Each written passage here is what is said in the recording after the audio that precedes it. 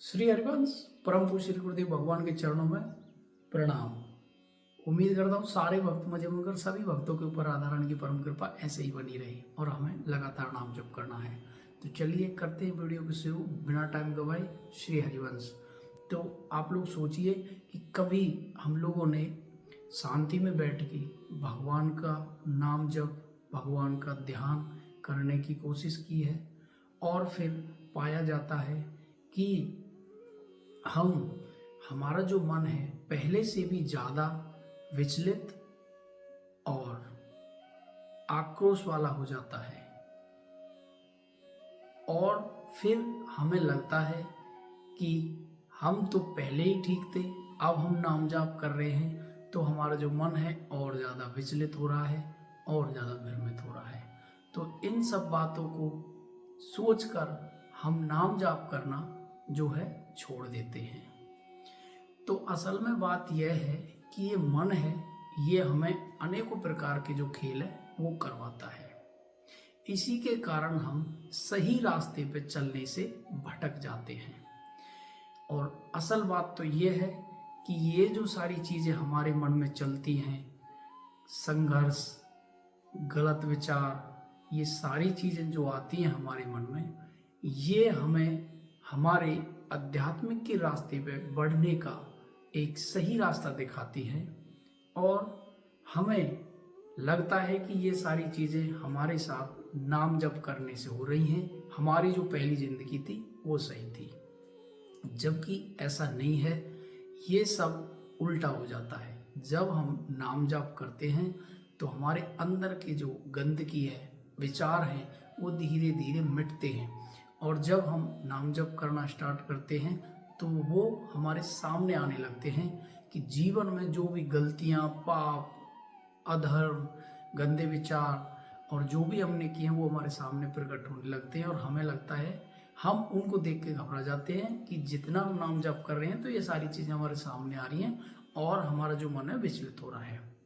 जबकि ऐसा नहीं है। नाम जप हमारे उन सभी पापों को, दुष्कर्मों को काटता है, इसीलिए वो सामने आते हैं। क्योंकि जैसे फ़ोन में से मैसेज डिलीट करते हैं ना, ऐसे हमारी मेमोरी में से भी गंदे विचार, जो संघर्ष हमने किए हैं जीवन में, वो सब डिलीट होते रहते हैं धीरे धीरे। तो उनको डिलीट होने में टाइम लगता है क्योंकि बहुत सारे अनंत जन्मों के जो पाप कर्म हमने जो किए हैं वो हमारे अंदर जमा हैं और वो धीरे धीरे कटते हैं।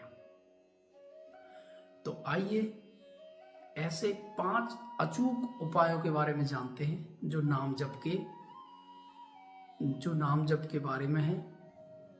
तो सबसे पहला जो सत्य है वो ये है कि नाम जप के प्रति जो भी भाव हमारे अंदर आता है वो बिल्कुल सही है, क्योंकि वो हमारे पापों को जलाता है। दूसरे नंबर पे आ जाता है कि जो गंदे विचार हमारे मन में आते हैं वो भी एक सकारात्मक सोच के कारण ही आते हैं। और तीसरा सत्य यह है कि आपका जो मन है वो ही हमारा सबसे बड़ा विरोधी है। और चौथा सत्य यह है कि जो छूटा हुआ नाम जप है उसे भी हम भक्ति में बदल। और 5वां दोष कुछ इस प्रकार है कि जो अहंकार और दोष उभरते हैं वह भी इस प्रक्रिया का ही हिस्सा है। उसके कारण ही हमारे अहंकार और दोष हमारे मन में आते हैं।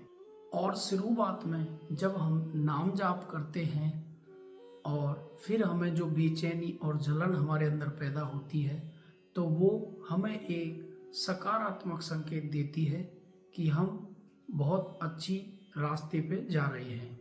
जैसे कि ये एक भयंकर दवा वाला काम करती है। ऐसे समझो कि जब हमें कोई भयंकर रोग या कष्ट ठीक करवाना होता है तो हमें एक कड़वी से कड़वी भी दवाई पीनी पड़ती है, क्योंकि हमें पता है इसी दवाई से हमारा जो रोग है वो ठीक होगा।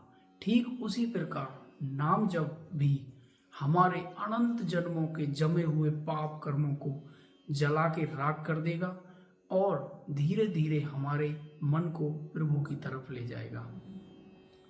जब हमें ये सकारात्मक संकेत मिलने लगे तो हमें सोचना चाहिए कि अब हमारा जो जीवन है वो एक सही पटरी पर जा रहा है। सबसे महत्वपूर्ण बात तो ये है कि यह जो जलन है वो हमेशा नहीं रहती है। ये कुछ टाइम के लिए जलन रहेगी, क्योंकि शुरुआती दिनों में हम नाम जप करना स्टार्ट कर रहे हैं। ये हमारे अंदर के पापों को, विकारों को जला रही है, जड़ से ख़त्म कर रही है। तो ये कुछ टाइम तक, साल, 2 साल, 4 साल, 5 साल रहेगी, लेकिन हमें उससे बिल्कुल भी पीछे हटना नहीं है।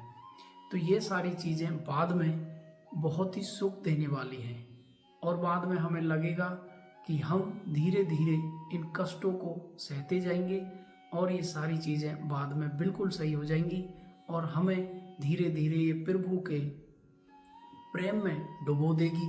कृपा से गुरुओं का सत्संग मिला, भागवत मिले, गीता मिला, प्रवचन मिले, और इन सारी चीज़ों से हमारा जो जीवन है वो बदला। हमने नाम जप करना स्टार्ट किया, तब से हमारा जीवन है, स्टार्टिंग में, शुरू में हमारा बहुत कष्टमय जीवन रहा, पर लेकिन धीरे धीरे धीरे धीरे हमारा जो जीवन था वो बहुत ही सुखद और आनंदमय हो गया।